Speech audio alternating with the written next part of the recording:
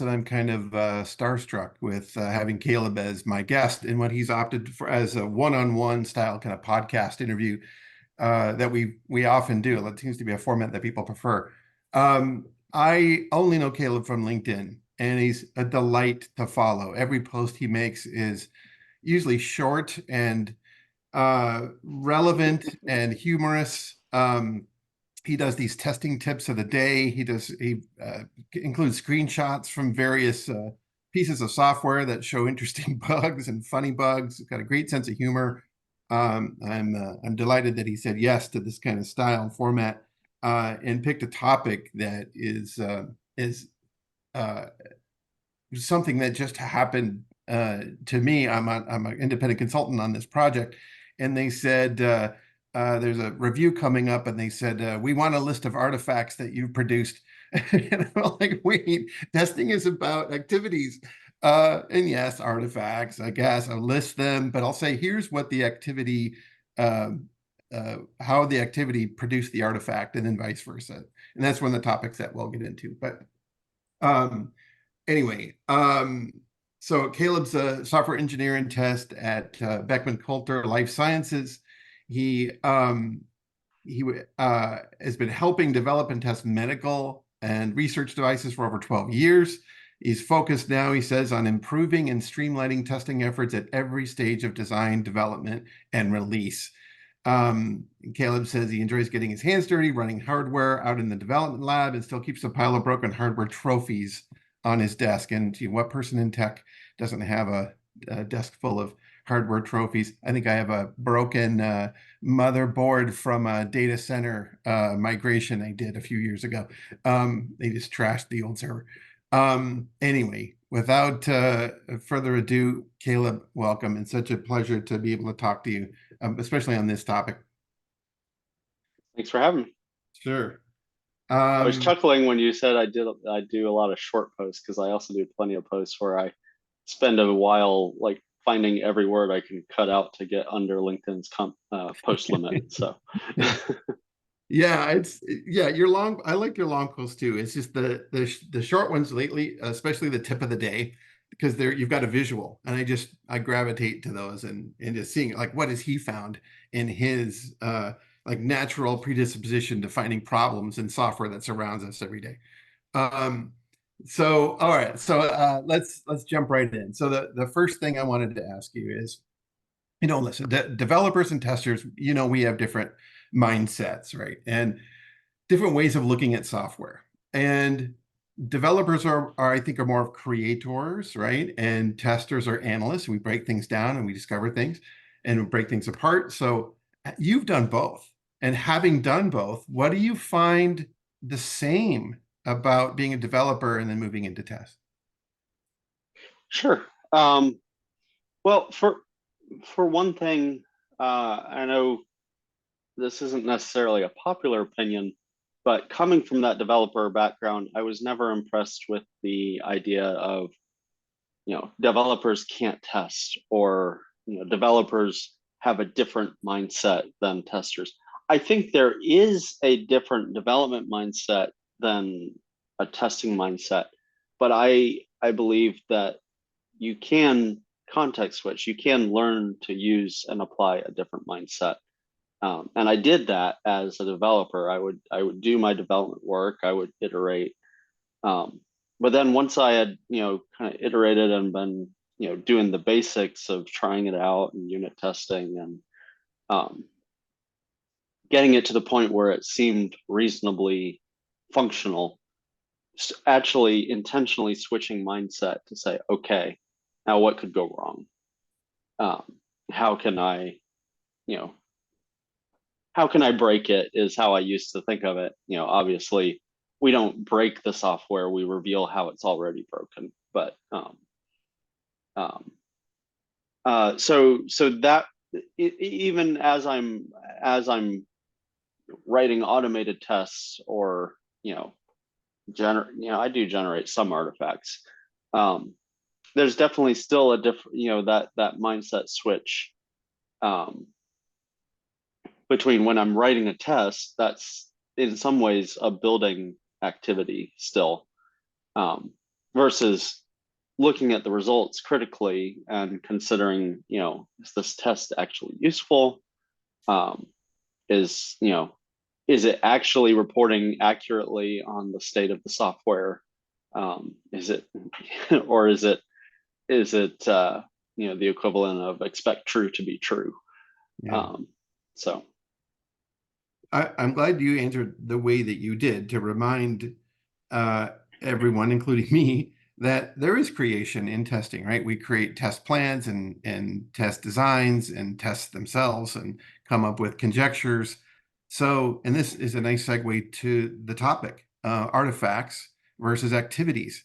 So we do create a lot of artifacts. So what testing artifact, though, have you seen that was really useful to you on a project? And from what activity was that artifact born from? um, I put a little more thought into the reverse, and I have a good Okay. example for that. So Okay. I'm Let's take that considering one first the then. I'm considering the activity driving an artifact. Yeah. Um, I think where that um, what I would say is that some kind of dashboard, um, a way of reporting on the testing status and how is the testing going, or what are we focused on.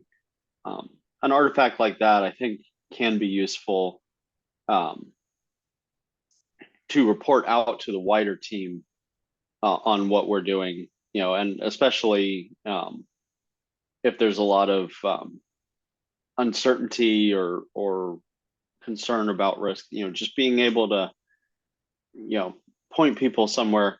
I mean, obviously, you also want people to come talk to you and, have those conversations, but sometimes an artifact like some kind of dashboard can be a good starting point to drive those conversations.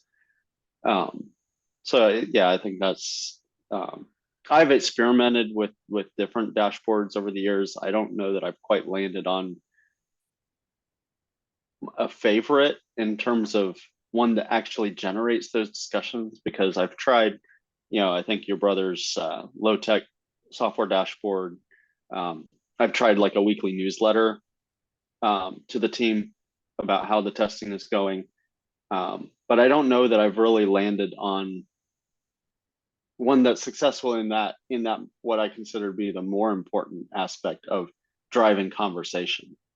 Um, if you send out a weekly newsletter and you get no feedback or no questions or engagement, then Mm, at some point it feels like shouting into the void, and like yeah. you might as well spend your time doing more testing instead of you know writing up something like that. So Mm.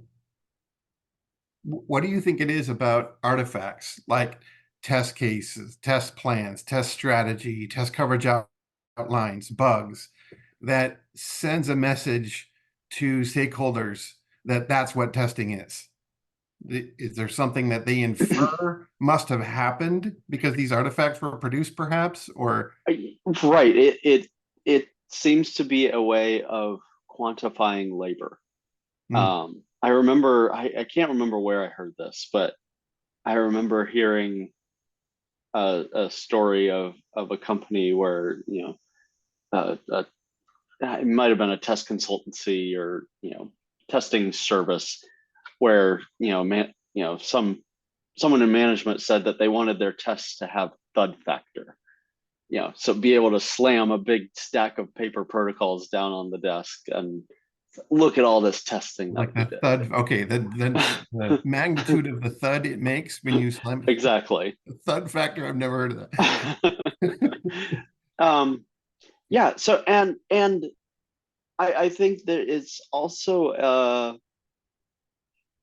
there's a there's an allure to the illusion of uh, structure. So, what you or I might call the factory school of testing.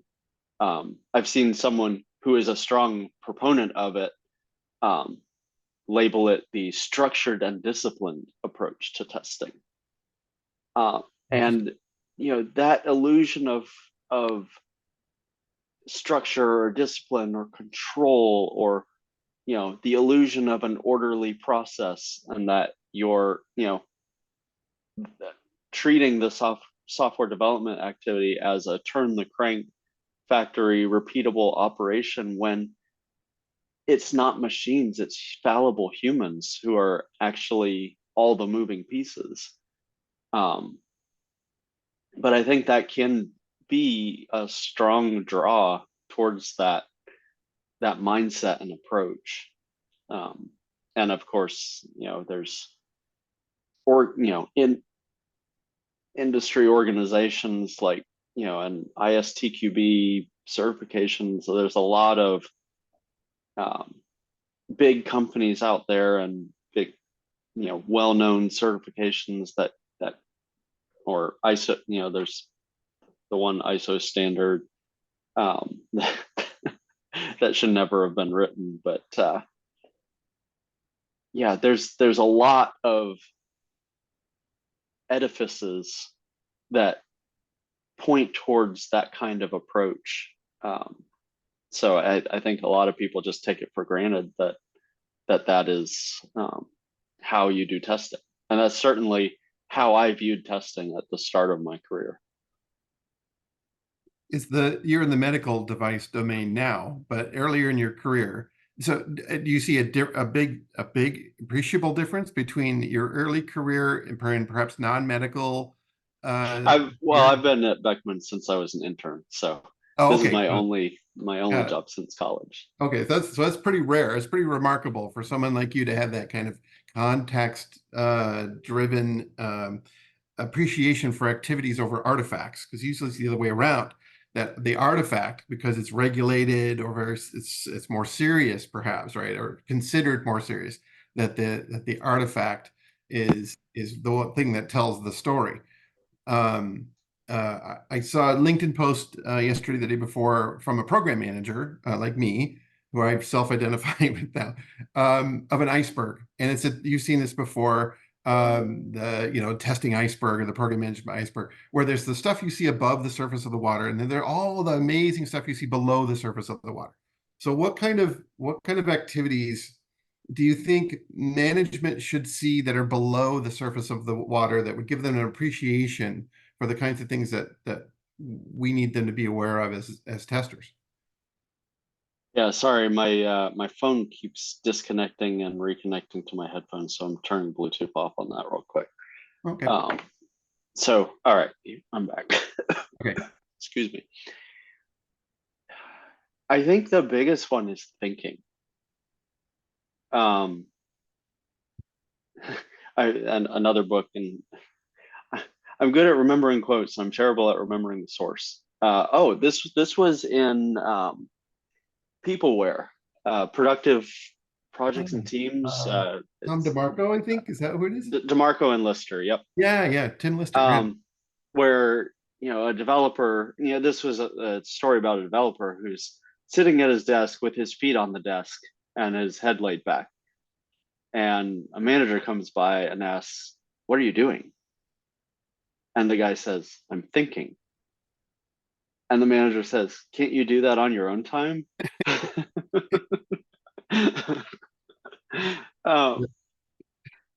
So yeah, I mean, testing, just like development, is knowledge work. There's a lot of considering and thinking and analyzing involved, and that's often not going to be visible if someone just walks by your desk. Boy, I think that's by far the biggest. Another one is communication, talking to people on the project. So that's something in my context as a medical device company. I'm not just working with software developers. I'm working with firmware developers. I'm working with electrical engineers, mechanical engineers, systems engineers. I'm working with application scientists. I'm working with marketing people. So I look for ways that I can contribute with my testing skills, with my critical thinking and analysis, and asking questions is a skill that you can hone and develop. And so just not being afraid to ask the questions in different meetings and hallway conversations. If there's something in the back of your mind that's bugging you, just asking a question: is there a problem here? I think that's a way testers can add tremendous value to the team. Anyone can, but it's something testers can really dedicate, focus, and practice in honing that skill. Cool. I love that answer. So for everybody on the call, Caleb has agreed to take questions as they come in. So you can either unmute and ask, or if you put it in chat, I'll ask it. So let's take one right now from Art. Art asks, any comments on perspective from a test-driven development point of view over being given something they think is done and having to test it with lots of testing magnitude? Okay. So I occasionally get in fights, mostly civil, on LinkedIn with various TDD advocates. I think test-driven development is, there's a lot of generally good practices, in there, and the whole exercise of writing unit tests before you write the code, that's valuable for the developer as a design activity and helping them thinking about how they are writing the code. But counterintuitively, it's not what you would necessarily call a testing activity, even though it's got testing in the name. It is more of a development activity, and it isn't sufficient. And that's where I tend to bang heads with some of those folks, because there can easily fall into this, all the testing should be automated, and it should all be written before the code. And I'm like, and so occasionally I'll post examples of, well, that was a really interesting and unusual bug where, if you told me you would have thought of that use case before you wrote the code, you're lying. Because that's just the nature of software. You touch one thing and something way over there breaks, and it's like, how on earth did it do that? Is it possibly, if we actually put that more under an acceptance test driven development question, might be more relevant to us from a testing point of view? Yeah, so I think you can have unit tests that are written before development. You can have acceptance criteria. Those are all useful things. And coming back to your question, I'm reading it here. Being given something that the developers think is done, and the testing magnitude, I really favor close collaboration with the developers. Not having a throw it over the wall. Testers assume that they have to test everything from scratch. On the teams I work with, I expect the developers to do some baseline level of responsible testing in addition to whatever unit testing or automated testing that they've done.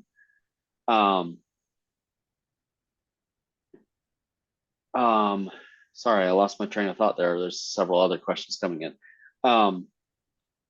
What I want as a tester is to be able to have the developers get the basic testing out of the way to free me up to do the more interesting testing and to test in between the, so you might be using stories in a system like Jira or something to drive the development, and each story might have its acceptance criteria on it. But what about the testing in between those stories? The interactions between different stories, the interactions between different modules, the interactions between different developers' work, or different APIs or packages, or that's where I feel like I find the most bugs, is those connection points, the edges, the places, the things that fall through the cracks, even when developers are doing responsible developer testing. I touched on this at the beginning, but I absolutely reject the developers can't test mantra that I hear too many testers, espouse. It's like, no, developers can and should test. I want them to test, because I want to be able to go find the interesting bugs and not just get stuck on, oh, I can't even open the software. Yeah. Yeah. Art, I think you've got a great follow-up question too that I'm going to take right now. I'll take it out of order in terms of when the questions came in, because it's really close to what I was going to ask Caleb as a follow-up myself. And that is test artifacts being a means to the ends of a goal to generate conversations and uncover gaps, rather than merely just a report generated as an end goal. And which is close to my question of, you have an artifact. Give me an example or something fun or interesting from your career where you've taken an artifact and it's generated really good ideas or conversations or inspiration for a test idea, and you've turned it into a set of activities. Yeah, so that's the one I had a good prepared example for. And that artifact was a product coverage outline. So we were in a situation where we knew we had gaps in our testing. There were parts of the system that we just hadn't had time to focus on. There, for a variety of reasons, we weren't clear on what the gaps were. So I made a giant mind map of the software. It's the concept is a product coverage outline. That's the Googleable term for it. Just breaking down the different features, the different UIs, the different parts of the system. And then, so I was doing all this in Miro, which has become my new favorite mind map tool. We used to use like MindJet or some dedicated mind map tool, and it was like all the files are in a special format. You have to have a license, and only the testers had licenses, so you couldn't really share mind maps with anyone else on the team. Miro is great because the whole team has a license typically, and it's just lightweight and easy to create. So basically what I did is I represented different dimensions of testing on the mind map using different emoji tags. So saying, okay, these items are covered by developer unit tests. These items are covered by our integration level automated tests. These things what emoji did you use for the? Well, some of them I just use like colored. I think I use different color hearts because it's a consistent emoji, and there's a number of different colors. Okay. But then I also used a grenade, I think, for this. These are areas where we have found. These are areas where we have found bugs. In your sense of humor, I couldn't resist. Okay. Yeah. Grenades, that's the Caleb that I think I know. Yeah. So that was for these are the areas where we have found significant bugs. Okay. I can't remember. Oh, yeah. I think I used a telescope for we're planning to test this. We haven't yet, Nice. but we can see it. It's on our radar, I guess. Cool. There's a radar emoji. The other side of that is these are areas that doesn't really matter if we test, and you can almost put your risk analysis built into that as well. Yeah. Yeah, I think we had like a construction, traffic cone or something for nice. this part of the system isn't implemented yet, so we can't test it. What an interesting idea. I just built the mind map and I want to try that idea. And it's just a regular, right, hub and spoke, Yeah. just nodes that go off into other nodes and branch out as Yep. features get more branched. Yep. That's Yeah. really So cool. in terms of how that drove activities, Yeah, that was the most effective tool that I found for actually generating conversation with other parts of the project. nice. Yeah, And highlighting that we had where we had the gaps and getting buy-in on getting help closing those gaps. Yeah, it ended up, we didn't end up maintaining it. I'm considering trying an approach like that again, but also maintaining it, throughout a project. As especially as a reminder, if we're doing iterative development of, we're implementing feature A, but it's going to exclude sub features B, C, and D for now, until we add them later.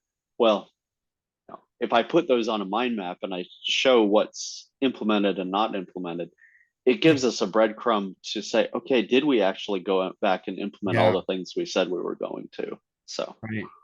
Oh, that's great. I usually use a green line to know that at least we tested it, we touched it, and if it's red, it's just. But that's great. That's a really exciting idea. Uh, Let me take one from Nanda Kumar, who asked to what degree we can expect feature and user stories to be written to a certain specificity that would provoke good testing on that, because that's an artifact after all. It's not a test artifact, but it's an artifact that provokes testing. Any stories about bad feature and user stories or good feature and user stories that incited or invited you to take a different tack that you didn't originally plan to take?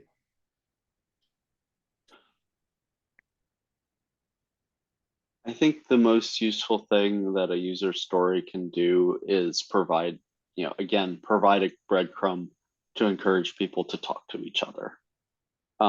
Because you can add all kinds of detail to a user story and it can help, but there's always going to be something that isn't in there. Or different team members read it and they get a different interpretation. So there's the quote, the greatest barrier to communication is the illusion that it has taken place. The illusion that communication itself has taken place. Right. And I think system ticket tracking or story tracking systems like Jira are very good at generating that illusion. So if you're only relying on those user stories or what's in Jira or whatever system you use for communication, in my opinion, you've probably failed. Because again, ultimately you've got to actually be talking to people. I was on a project once where I wrote some tests I wrote some page object functions for some automated tests, and I completely misunderstood two fields and how they interacted with each other. And we caught that like 2 years later, which was rather embarrassing. Fortunately, it was kind of a minor, feature. So it didn't really matter until we were trying to add some more interesting tests in that area. And then it's like a developer looked at my tests and it's like, what on earth is that doing? It's like, oh, these fields are either or, they don't add together. Yeah. So so I guess to sum up, I don't really care too much about format of or level of detail in things like user stories, because as long as people are talking to each other, I think the details will have a way of sorting themselves out if you have effective communication in your team. Cool. And if you don't, you have bigger problems than your story. I was gonna say, Nanda Kumar also has a follow-up about another artifact, a test artifact this time, a test strategy. Are you writing them And if so, how do you see them fitting in with the shift left, more DevOps or agile methodology? So at the start of one project, I wrote a test strategy document, and it included all kinds of random stuff about like how to do testing, and these are some of the techniques we're going to use, and here's what we think our biggest risks are, and the feedback from the team was basically, this is garbage, you should throw it away. That was pretty early on in switching from a developer role to a tester role. Wow. Talk about provoking a conversation. It's a conversation stopper. So now I feel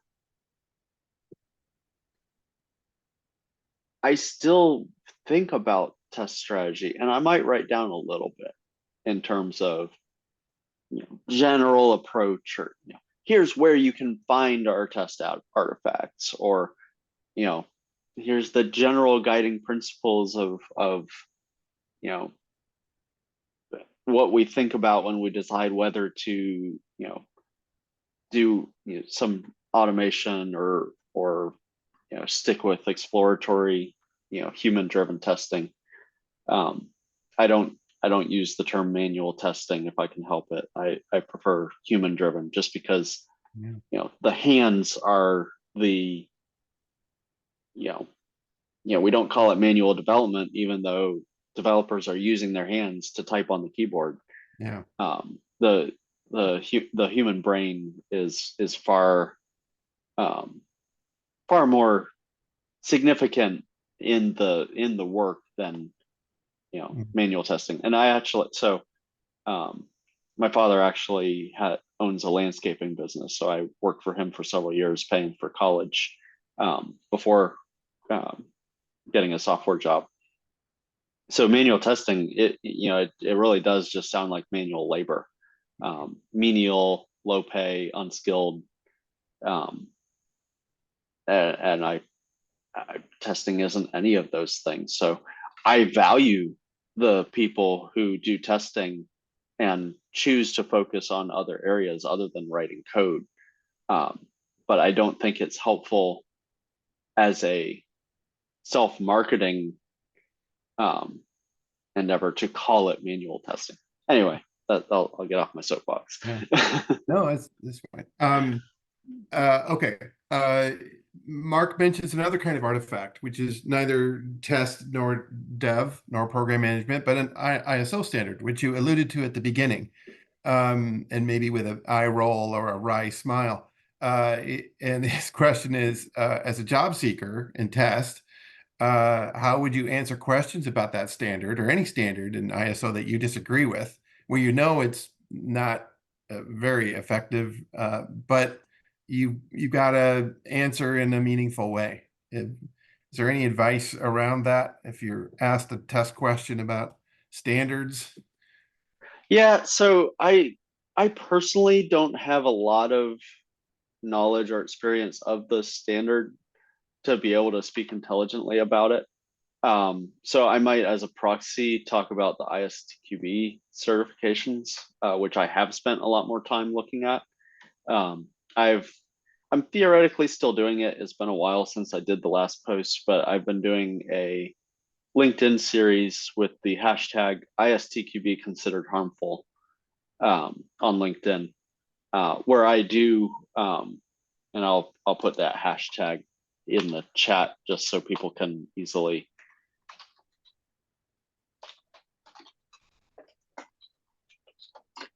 find it. And in that, some of the posts I've just been going through the foundation level syllabus and one of their own sample exams, and the answer key for it, to give a volume of examples of, look, I'm going through every single or almost every single question on this exam, and every single one of them has fundamental problems in terms of testing mindset and approach to testing. But also, some of those posts do give advice on alternative learnings, ways to sell yourself without the certification. It's been a little while since I've thought about. I'm probably due to write some more of those posts, but just even if you put something on your resume like, I have intentionally chosen not to become ISTQB certified, and I'm happy to discuss why. All of a sudden, you have the keyword on your resume. So if they are using any automated, keyword scanner to filter resumes, it'll get past that. And then hopefully, I've talked to a number of people who it's like, yeah, a lot of these roles, said that ISTQB foundation level certification was required for the role, but then no one actually asked about it in the interview. And I think a lot of times those kinds of requirements get added by HR or recruiters or people other than the people actually who will actually be working with the person being hired. And unfortunately, a lot of teams just don't know what good testing looks like to be able to write a good job description. So again, the edifice is, it's convenient. Someone can say, oh, someone told me that there's a testing certification. Let's require that. That'll help us get good testers, or that sort of thing. If you do run into a company that understands what that particular ISO standard is, or what ISTQB certification is, and they still think it's a good idea, run away fast. You don't want to work there.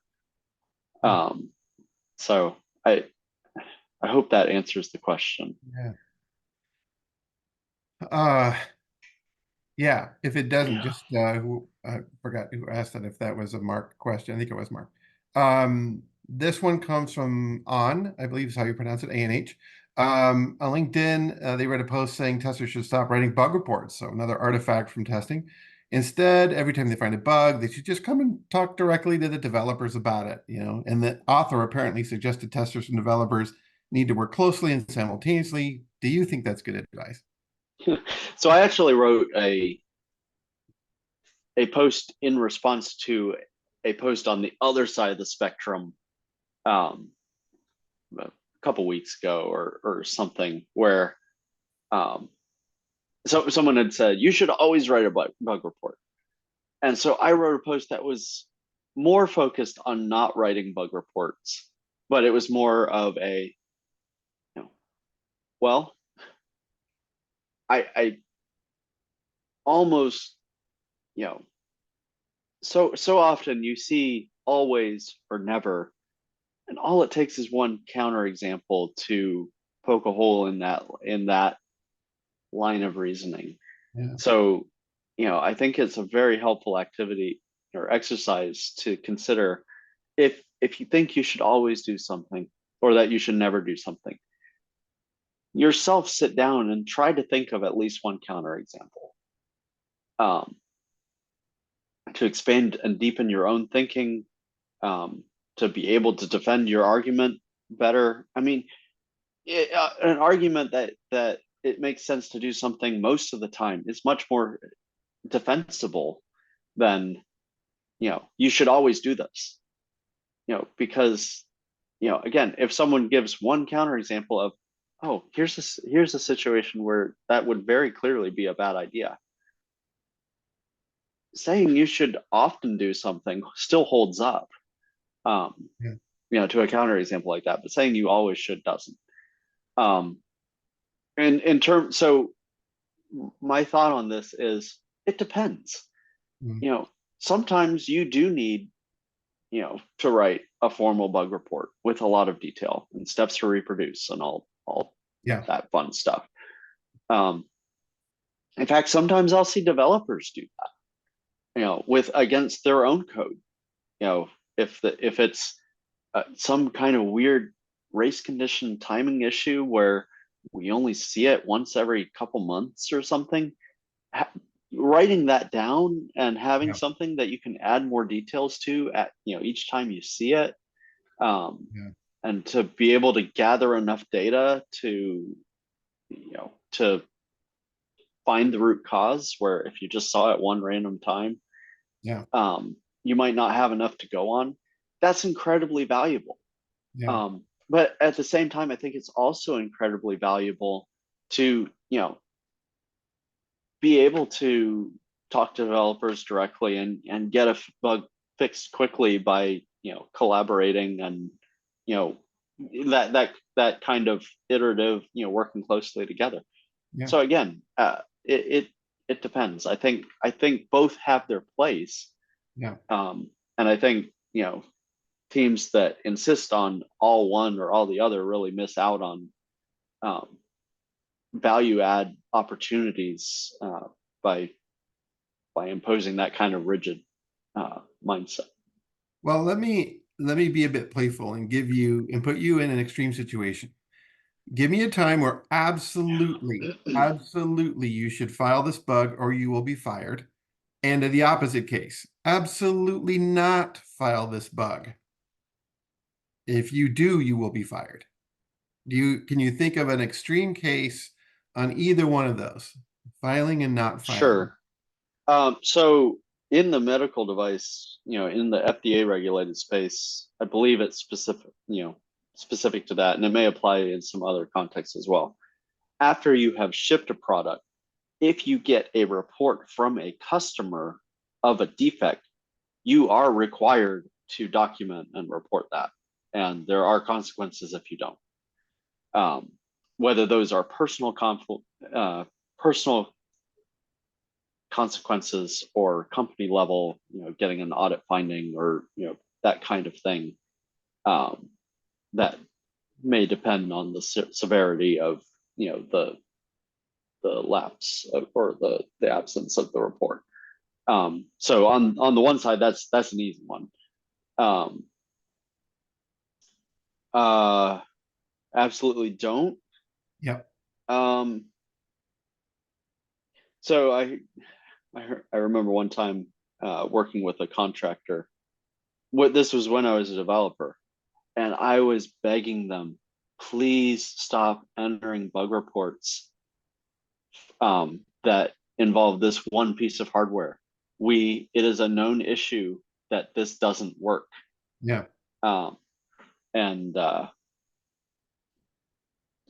So again, I'm not going to make the call of you will definitely be fired for doing. No, I wanted to put you in like an extreme situation. Yeah. But another area would be like, I like being able to test on a branch as a developer is still finalizing things or whatever, just to be able to try it out and play with it and start getting some context to do deeper testing when they're calling it done. So that would be a situation where it hasn't even hit the main line yet, and probably all the trunk driven or the trunk based development people will probably get their torches and pitchforks at me mentioning branches. But I'm not talking about long running feature branches. I'm talking about personal branches, as a developer is iterating on their own code over a couple days or whatever. But anyway, if it hasn't even hit the main line yet, then filing a bug report just seems kind of weird. Yeah, like weird, right? Okay. I think I heard James once call it sympathetic testing, where your level of hey, is this a problem? Do you know about, or at least do you know about this? is more appropriate than this is a bug. Yeah. He taught me a term called mipping, or mention in passing. Like you're literally passing someone in the hall and, hey, by the way, I saw this weird thing. And a lot of times it's like, oh yeah, we know about that. And like, oh good, because I didn't see anything in Jira or the bug database or whatever. And it was there. It was just not very well written, right? So I'll give a funny anecdote about along these same lines. If you always require a bug report to have steps to reproduce. So we use Cypress, and my primary point of frustration with Cypress is the lack of a understandable triage process for bugs in Cypress. But one of the things that they do tend to insist on is steps to reproduce when you report an issue. There's a particular issue where someone found a to-do comment in the Cypress code, acknowledging that they were introducing a bug in the existing feature set with code for a new feature. They tend to spend a lot of time on shiny new features and sometimes break old features, or just aren't maintaining them as well, as a consequence. But there's literally a to-do comment from the founder of Cypress in this code saying this will break, the feature that we're using, and they're still insisting on steps to reproduce. I'm like, come on, here's the line of code where your founder acknowledged you have this problem. Yeah, right. that shared tacit knowledge. Here's another test artifact, test report, right? Test report as an artifact. How, Nanda Kumar asks, how does it add value? And are you creating that artifact? Are you creating like test reports yourself? And what will it convey? Yeah, so a test report, in terms of actually, taking notes and reporting what was tested, I think that's one of the more valuable artifacts. So early in my career, I was, that structure and discipline and, spelling out all the detail was, I have a very analytical mind, and that was fun to me to spell out all those details, and this is what I'm going to test, and down to the level of right click this control and type this text, and do all these specific actions, and here's what you should expect to happen. And so I believe it's the FDA has this concept of repeatability of results. So basically someone should be able to look at what you used for testing and what you said you observed, and be able to repeat, do the same testing and get the same outcome, basically. And so I did take the approach of, well, we'll just spell out all the details of exactly what to do, and someone else could easily follow those exact same instructions and they should get the same result. And then as I was, that was when I was still a developer but doing a fair bit of testing. And then as I started transitioning to becoming a tester, I was reading blogs, I was going to conferences, I was reading books, I was watching webinars, and just saturating myself with what testing is, and ideas of how to do it. And I met Griffin Jones at a conference, and he pointed me to a talk on YouTube that he had done at a CAS conference. The title of the talk is "What is Good Evidence?" And that was a total eye-opener in terms of an alternative, where instead of pushing all of the test design and creativity pulling it forward to the test artifact, the test case creation time, and squeezing it out of the actual activity of doing testing, where I think we touched on this in the introduction of the talk of, I had really started to hate testing because we had, done that.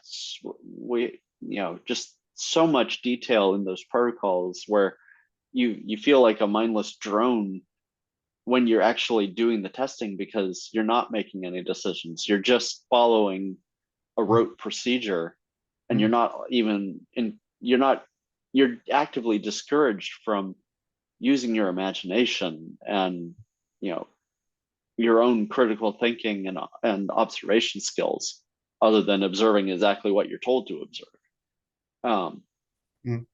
So instead of that, using much more lightweight artifacts to guide the testing. Right now I'm really leaning into the concept of test charters, and using those. But then finding more creative ways to document what was actually done for the testing. So that test report might be, the tester taking detailed notes, and I think it's reasonable for testers to develop that skill of being able to document what they're testing and what they observed, but also being able to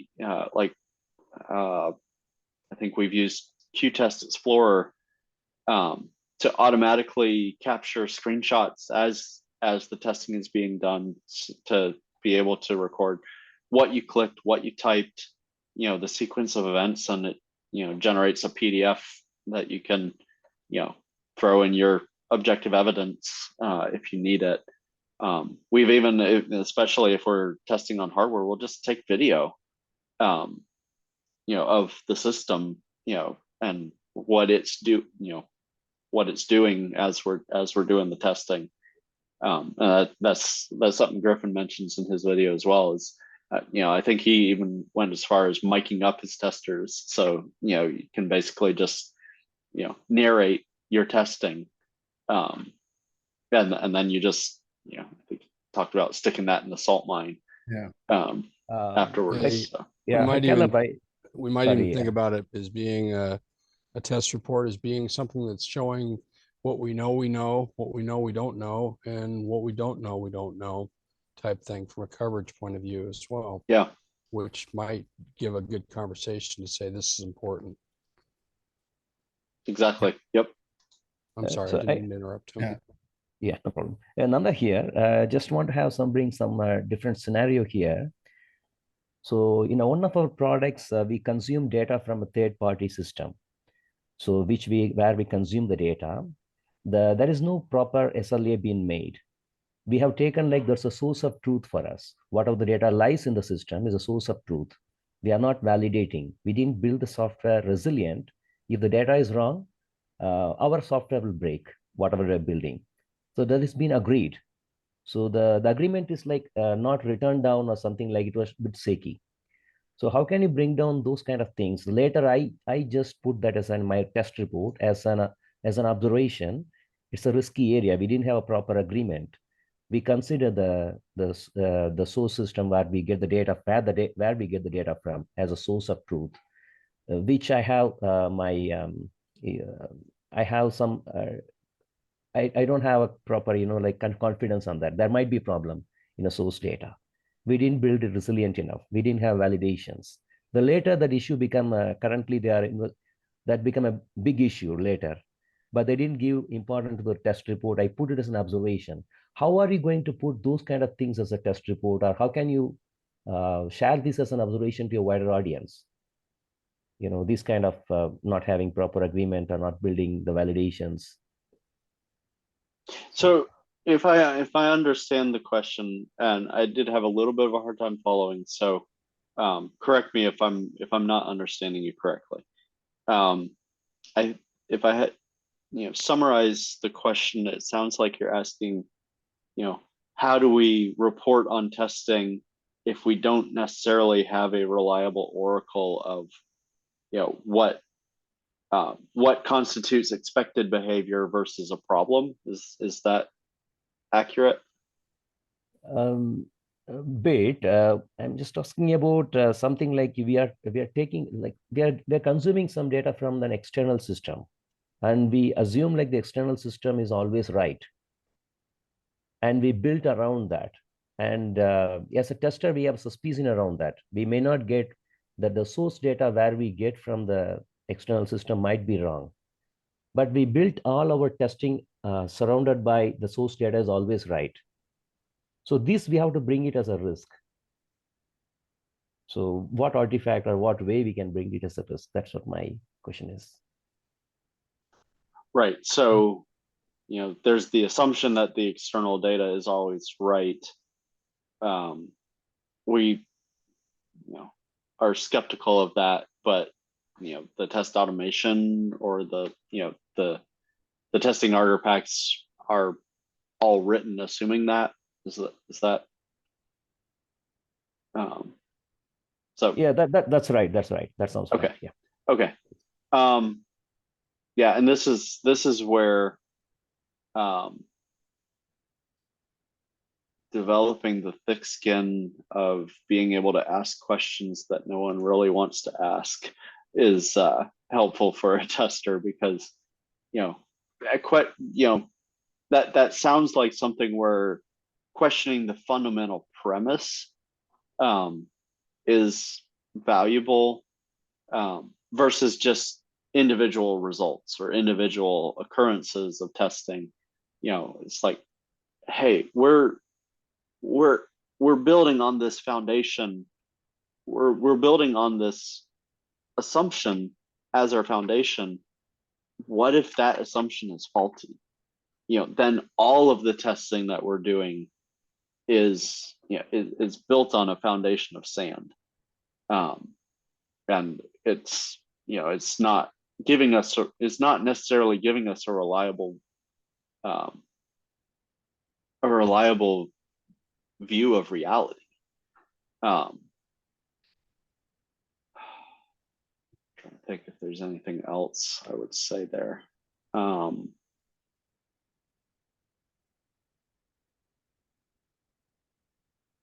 Yeah, I mean, and also, backing that question up with examples, being able to say, for example, here's something we observed, here's several details of what we observed, where it seems like that assumption is suspect. This doesn't feel right. This feels like a problem. And not being afraid to talk about those kinds of feelings, even if you can't quantify it, even if you can't nail it down and say this is definitely a problem. Being able to, like Spider-Man's Spidey sense, this doesn't feel right. That can be a useful heuristic for identifying a potential problem. I hope that's helpful. Oh, Yes. yeah. Thanks, Caleb. Yeah, it is. Good answer. Well, listen, I can't believe we're at an hour already. It felt like 5 minutes. So I encourage everyone to follow Caleb Crandall.